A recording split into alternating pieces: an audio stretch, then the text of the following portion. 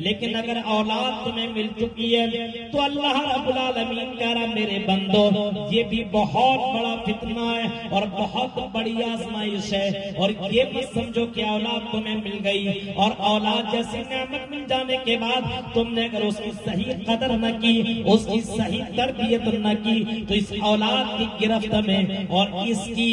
اگر تربیت نہ کی تو اس کی وجہ سے تمہیں جہنم کے اندر جانا پڑ سکتا ہے۔ میرے پیارے ساتھیوں، اسی وجہ سے قرآن اعلان کرتے ہوئے کہتا ہے انما اموالکم اولادکم فتنہ، اے لوگوں مال اور اولاد یہ بہت ہی بڑا فتنہ ہے، بہت ہی بڑا فتنہ ہے، بہت بڑی آزمائش ہے، اور اس آزمائش میں اگر کوئی نکل گیا کامیاب ہو گیا تو اس کے لیے اجر عظیم ہے، اس کے لیے جنت کی بشارت ہے۔ اگر آپ نے اپنی اولاد کو صحیح تربیت دے دی، اگر آپ نے اپنی اولاد کو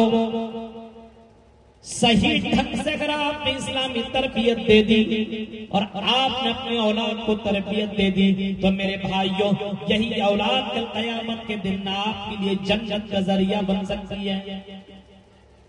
یہ مال، کتنے لوگ مال کے چکر میں گرفتار ہو جایا کرتے ہیں، لیکن کتنے لوگ مال کی نعمت کے فراوانی کے بعد اللہ کو راضی کرنے کے لیے بہت سے لوگ دین کے کام میں مال لٹاتے ہیں، مسجدیں بنواتے ہیں، اللہ کے لیے کام کرتے ہیں، اور یہی مال اس کے لیے جنت میں جانے کا ذریعہ بھی بن جاتا ہے۔ کئی لوگ اس مال کی فتنے میں مبتلا ہو کر کے اپنے آپ کو برباد کر دیتے ہیں، شراب گڈوں میں جا کر کے شراب پی رہے ہیں، عیاشی کر رہے ہیں، زناکاری کر رہے ہیں، غلط کام کر رہے ہیں، اسی مال کی فتنے میں پڑ کر کے اپنی زندگی اور آخرت دونوں چیزیں وہ برباد کر لیا کرتے ہیں۔ اسی وجہ سے قرآن اعلان کرتے ہوئے مسلمانوں کو کہہ رہا ہے یا ایھا الذین آمنوا لا تلھکم اموالکم ولا اولادکم عن ذکر اللہ، اے ایمان والو کہیں تمہیں تمہارے مال اور تمہاری اولاد تم کو اللہ کے ذکر سے، اللہ کی عبادت سے، اللہ کی بھکتی سے کہیں اللہ تعالیٰ کہیں تم کو یہ مال کہیں تم کو دور نہ کرتے، تمہاری اولاد کہیں دور نہ کرتے۔ ابھی آپ کتنے لوگ ہیں جو پیسے کمانے کے چکر میں اللہ کو بھول چکے، اللہ کو مطلب دن بھر میں 5 وقت نمازی تو ہے لیکن نماز تک بھی نہیں پڑھ رہے ہیں۔ یاد رکھیے اولاد کے چکر میں آدمی اتنا گرفتار ہو گیا کہ ہم اپنی اولاد کو بلٹ دلا کر رہیں گے،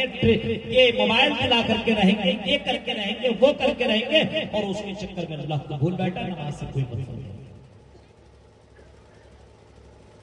کتنی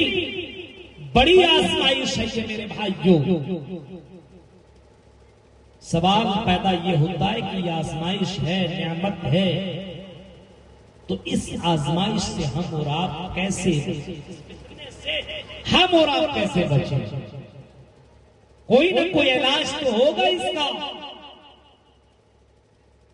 کہ ہم مال کے فتنے سے بھی بچ جائیں اور مال بھی کمائیں۔ سوال پیدا یہ ہوتا ہے کہ تمام نعمت اللہ کی طرف سے جو تمہیں مل رہی ہے، ان نعمتوں کا شکریہ ادا کرنا ہر کسی کی ذمہ داری بنتی ہے، اور ہر کسی کو چاہیے کہ اللہ کی نعمتوں کا شکریہ ادا کرے، اللہ سے رزق حلال طلب کرے، رزق حلال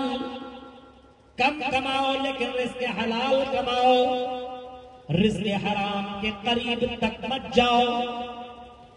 اللہ نے اپنے نبیوں کو بھی اعلان کرتے ہوئے کہا یا ایھا الرسل کلوا من طیبات، اے رسولو جب بھی کھاؤ کماؤ تو پاک روزی کماؤ، رزق حلال ہی کماؤ، رزق حلال کھاؤ، کیونکہ میرے بھائیوں اگر آپ نے رزق حرام کمانا شروع کر دیا اور آپ نے اپنے جسم کے اندر رزق حرام اندر کر لیا، اپنے بچوں کو رزق حرام کما کھلا دیا، یاد رکھیے وہ بچے فرما بردار نہیں ہو سکتے، سے آپ کی عبادتیں قابل قبول نہیں ہو سکتی ہے۔ اسی وجہ سے آپ اپنے بچے کے پیٹ میں کوئی بھی لقمہ ڈالیں تو یہ سوچ کر کے آپ ڈالیں کہ میرے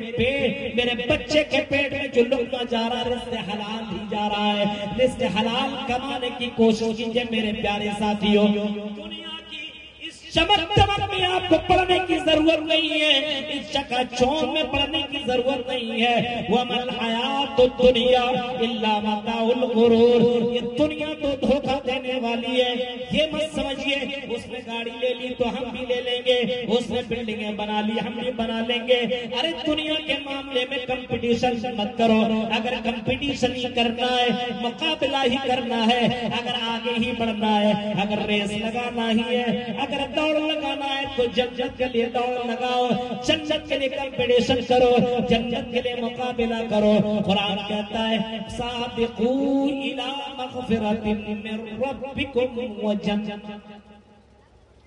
جنت کے لیے کمپٹیشن کرو۔ دنیا کے معاملے میں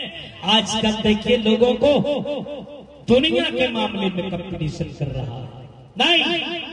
آخرت کے معاملے میں کمپٹیشن کیجئے اور آخرت کے معاملے میں ایک دوسرے سے آگے بڑھنے کی کوشش کیجئے۔ ابھی ہم نے سنا آئے وہ تو پتا چلا مسجد کے لیے آج ہنگامی چندہ ہوا،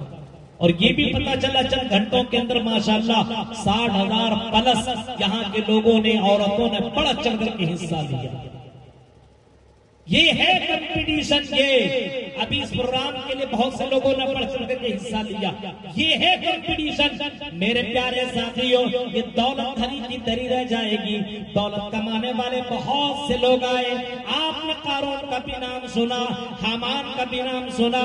آپ نے فرعون کا بھی نام سنا، آپ نے صدام کا بھی نام سنا۔ عراق کا اتنا بڑا پیسے والا آدمی، اتنا بڑا رئیس آدمی جو سونے کے پلیٹ میں کھایا کرتا تھا، سونے کے ہینگر میں اپنے کپڑے کو لٹکایا کرتا تھا، آج کوئی صدام کا نام لینے والا نہیں ہے۔ میرے پیارے ساتھیوں، جس دولت کے چکر میں ہم اور آپ پڑے ہوئے، یہ دولت ختم ہو جائے گی، یہ دنیا برباد ہو جائے گی، دنیا ختم ہو جائے گی۔ دولت کماؤ لیکن دولت کے چکر میں اللہ کو مت بھولو۔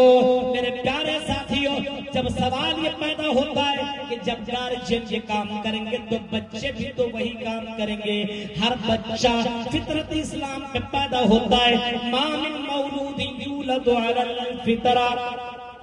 ہر بچہ اسلام کے اوپر پیدا ہوتا ہے۔ ماں باپ چاہے تو اس کو یہودی بنا دے، نصرانی بنا دے، مجوسی بنا دے۔ بچہ پیدا ہوا، آپ کی بیٹی پیدا ہوئی، اس نے آنکھ کھولی، اس کے کانوں میں قرآن کی آواز نہیں جا رہی ہے، اس نے